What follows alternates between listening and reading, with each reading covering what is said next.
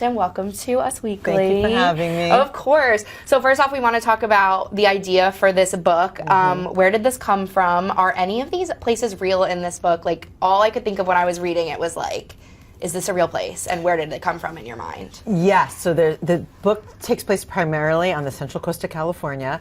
It opens in a town called Carpinteria, which is this beautiful town just between Santa Barbara and Los Angeles. And it begins with someone being pushed to their death off a cliff at their cliffside home in this beachside town. And what follows is his two children, who are estranged from each other from different marriages of his, join forces to try to figure out what happened to him and uncover a 50-year-old secret that could have been fatal. The secret in the book really takes place over this 50-year love story that Nora is uncovering in the present. And I love the way there are Easter eggs in the past that she uncovers in the present, and through that she's sort of in conversation with her father. So I would say that my favorite two characters are really Nora and her father, Liam. Did you struggle with any of them writing any of the characters?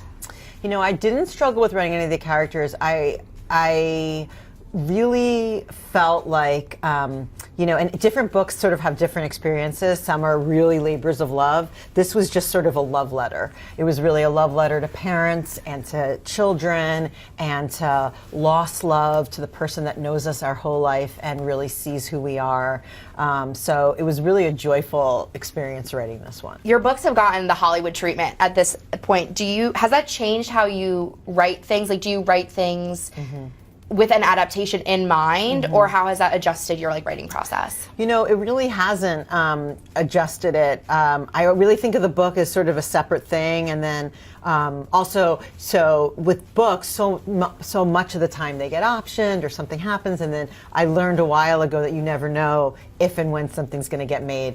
Watching The Last Thing He Told Me get made, and with such amazing people, with Jennifer Garner leading that cast, and the way that the whole team there just embraced that book and brought it to life has been such a joyful, joyful experience. And they're about to start a second season, which is so exciting.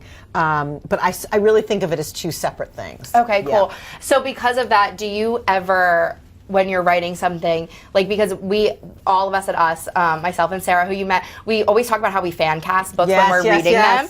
And so, like, do you ever, while you're writing, think about, like, who would play this, or who am I viewing in your head? You know, that's such a good question. I don't really do that, though. I am writing the sequel for The Last Thing He Told Me. So that one you have to. And so for that one, now Jennifer Garner's in my head because she's already there. So I get to, it's a lovely way to get to spend time with the real world Hannah. But I don't normally do that, yeah. Okay, I fan cast. Oh, okay. I did 4 characters. I picked. Okay, I can't wait to hear. Okay. For Nora, I said Elizabeth Olsen. Ooh, that's interesting. Sam, I did Alexander Ludwig. He is Cato in the Hunger Games. He's in Heels. Yeah.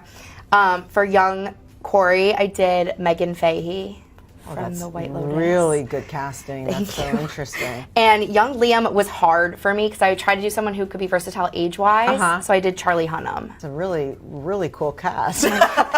Thank you so much. Every time I do this with every author I interview, and when you guys compliment me like this, I'm like, wow, I'm casting your book. Like, that is a great cast. That's so fun. Thank you. Yeah, we're going to turn this into a movie for Netflix, so I will pass along. I was going to say, is there anything you can tell us about that? Well, when I get home from sort of supporting the book and getting it into the world, we're going to be digging into that. So next time we see each other, I should have some updates.